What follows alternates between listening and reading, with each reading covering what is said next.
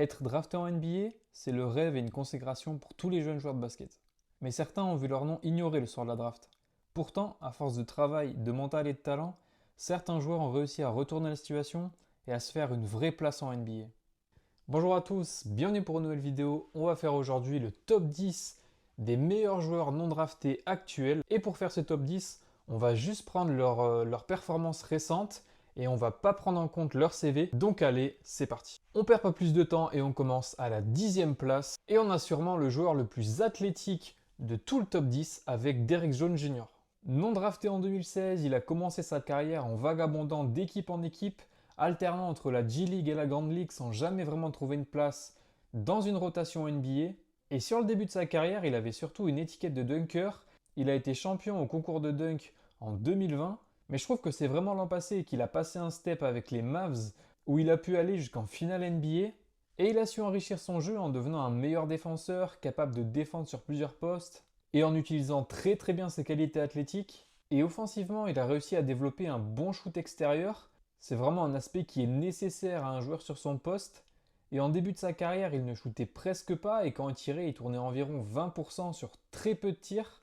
Et maintenant, c'est devenu un shooter correct qui tire à 35% de loin et qui va prendre 3-4 tirs par soir. Et grâce à sa bonne saison l'an passé avec les Mavs, il a pu signer un beau contrat avec les Clippers, 30 millions sur 3 ans.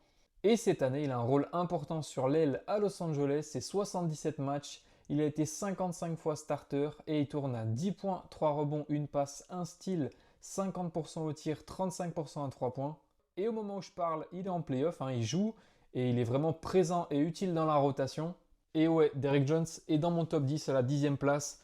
On est passé d'un joueur qui était juste un simple dunker, vraiment un mec qui va juste mettre des highlights, à un bon two-way player, un joueur complet qui peut shooter et qui est présent dans une équipe compétitive en playoff. On passe maintenant à la 9e place avec un joueur qui a vraiment galéré sur son début de carrière. Et c'est Scottie Pippen Jr., donc le fils de la légende des Bulls. Et il n'a pas été drafté en 2020 et il a connu une première année très compliquée aux Lakers. Là-bas, il a joué que 6 matchs et voilà, c'est jamais facile d'être en NBA en étant le fils d'une légende de la ligue. Mais dernièrement, il a vraiment su rebondir à Memphis, d'abord avec un two-way contract, ensuite avec un contrat garanti vraiment mérité donné par les Grizzlies.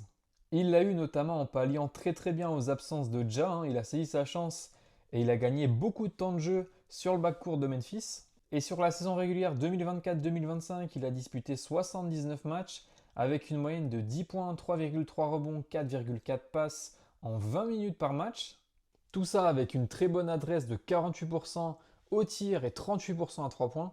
Et dans le jeu, il apporte un bon QI basket capable de bien lire les défenses, d'avoir des interceptions, c'est 1,3 steals malgré sa petite taille, il fait seulement 1m85. Il a aussi des bonnes qualités de créateur et de passeur. Maintenant, c'est un bon scoreur, de loin ou même en attaquant le cercle. Et sur ses playoffs, il a vraiment confirmé son bon niveau actuel. Sur ses 4 matchs de playoffs face à OKC, il a été 4 fois starter en tournant à 18 points de moyenne, 5,5 rebonds, 3 passes et 36% de loin, même s'il y a eu des déchets au shoot. Et il a été vraiment très très bon dans la série OKC-Memphis. Et pour moi, ça a même été un des meilleurs joueurs côté Memphis.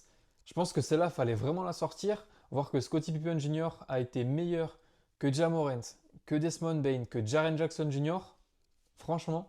Et ça reste une super opération côté Grizzlies, en sachant qu'il est signé jusqu'en 2028 à 2 millions l'année environ. C'est vraiment une super opération. Mais ouais, Scottie Pippen Jr., c'est vraiment l'exemple du joueur qui a tracé sa propre voie en NBA, malgré les attentes liées à son nom.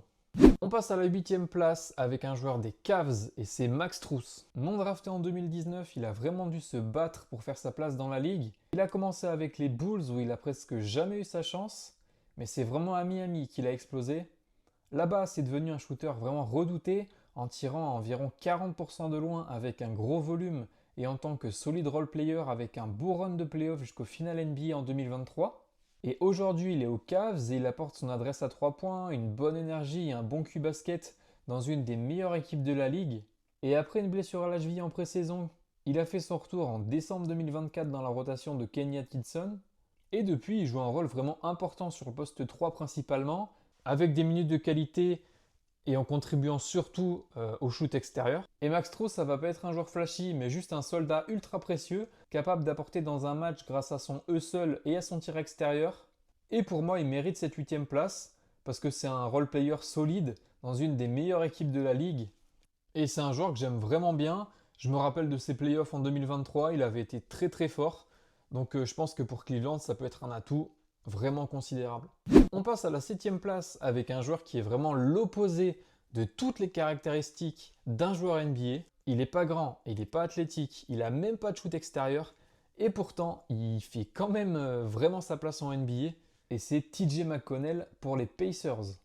Il est dans la ligue depuis 2015 et il apporte énormément en sortie de banc. C'est un meneur de jeu à l'énergie vraiment débordante. Il joue avec énormément de hustle en attaque comme en défense. Et c'est vraiment un spécialiste pour gratter les interceptions. Comme dit plus tôt, il n'a pas de shoot extérieur, mais par contre, il a un mid-range vraiment létal. Pour moi, c'est un des plus fiables en NBA. Et en peu de temps de jeu avec Indiana, il apporte toujours énormément. Cette saison, en seulement 18 minutes de temps de jeu, c'est quand même 9 points, 4,5 passes, 2 rebonds, 1 steal. Et avec ce joueur, tu n'as juste pas le droit à l'erreur. Si tu dribbles pas très bien, tu rates un peu ton dribble. Il sera là pour te prendre la balle, il va être là dans le combat tout le temps. Et c'est juste le genre de joueur que tu détestes devoir affronter. Mais par contre, quand tu l'as dans ton équipe avec toi, bah c'est juste le bonheur. Et ouais, TJ McConnell, c'est vraiment un profil unique dans la ligue. Donc pour moi, il mérite clairement cette 7e place. 6e place maintenant, on part dans le Texas à Dallas avec Naji Marshall. Non drafté en 2020 après 3 saisons à l'université, il a commencé sa carrière aux Pels avant de signer un beau contrat l'été dernier avec les Mavs. Et cette année, il a montré que c'était un élément vraiment important dans la rotation de Jason Kidd. C'est un vrai couteau suisse, capable de faire énormément de choses sur le terrain, que ce soit en sortie de banc ou même dans le 5. Il apporte beaucoup en défense sur les extérieurs, il est capable de scorer, il peut prendre des rebonds et même faire quelques passes D. Cette saison, c'est sa meilleure en carrière avec 13 points, 5 rebonds, 3 passes et 1 steal. Quand il a signé à Dallas, c'est vrai qu'il n'avait pas les mêmes plans en tête. De base, c'était pour aider Kyrie et surtout Luka. Mais bon, on sait ce qui s'est passé. Et l'année prochaine, on va voir ce que ça va donner. Je pense que les Mavs sont globalement contents de lui. Et cette année, il a fait vraiment une bonne saison.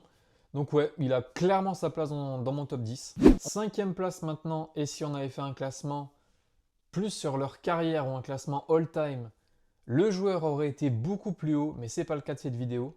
Et c'est Fred VanVleet. Énorme carrière au global pour lui, on parle quand même d'un champion NBA avec les Raptors et d'un All-Star. C'est d'ailleurs le seul All-Star de ma liste de 10 joueurs. Et ouais, c'est un joueur qui est vraiment revenu de loin, un joueur qui a monté les échelons petit à petit et vraiment une carrière ultra inspirante.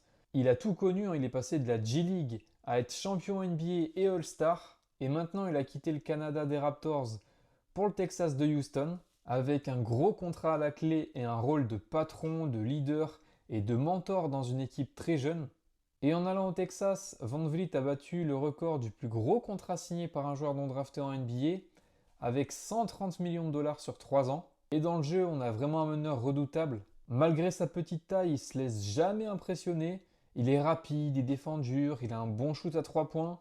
Il a aussi une vraie capacité à diriger l'attaque. Il sait lire le jeu, il sait choisir les bons moments, soit pour shooter, soit pour passer. Et sur le terrain, c'est un vrai leader qui sait élever ses équipiers à chaque match. Et Fred VanVleet, c'est vraiment l'exemple parfait du joueur qui a su se forger une place parmi l'élite avec un parcours impressionnant, une grosse mentalité et beaucoup de travail. Et c'est vraiment un modèle de résilience. Et cette année, ça a été un vrai atout dans une équipe très jeune de Houston. Si cette année, Houston finit 2e de l'Ouest, c'est aussi grâce à lui. C'est le genre de vet qu'il faut dans un vestiaire pour développer une équipe comme ça. Donc ouais, il mérite cette 5e place.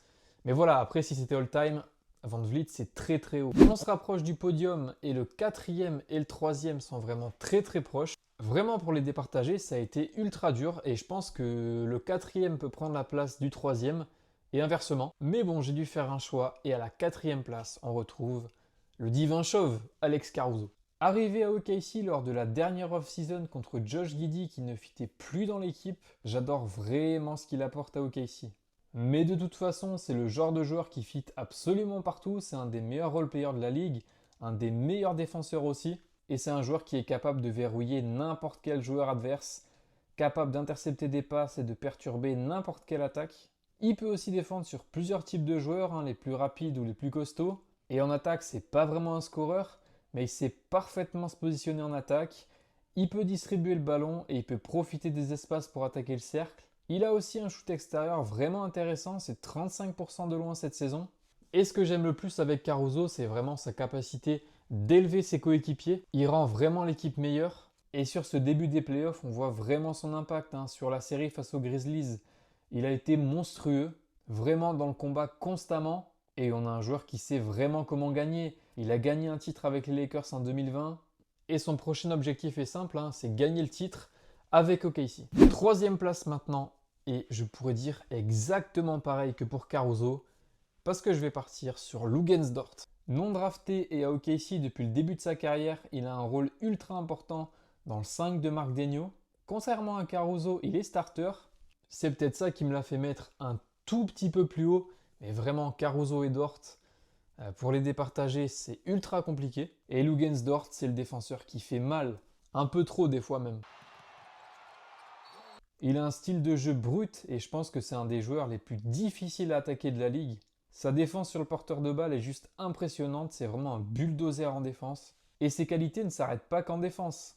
En attaque, il a aussi des vraies qualités. Il a aussi vraiment bien travaillé sur son shoot extérieur. En début de carrière, il ne tournait qu'à 29% de loin. Et maintenant, c'est devenu un très bon shooter, c'est presque 40% de loin. Avec 6 tentatives par soir, c'est pas rien. Son jeu offensif n'est pas aussi développé que sa défense, mais ça reste quand même un joueur qui peut apporter en attaque. Et comme Alex Caruso, ça va être un joueur ultra utile dans le run d'OKC en playoff. Deuxième place du podium, on passe maintenant à Naz Reid. À Minnesota, depuis le début de sa carrière, il a vraiment un profil atypique. Déjà, il a toutes les caractéristiques de l'intérieur moderne en NBA. Il a de la mobilité, il a de la puissance, il peut aussi stretch. C'est quand même 38% de loin cette saison. Mais par rapport à beaucoup d'intérieurs, on a un pivot qui a vraiment un très bon handle. Parmi les big men, je pense que c'en est un qui est un des meilleurs handles de la ligue.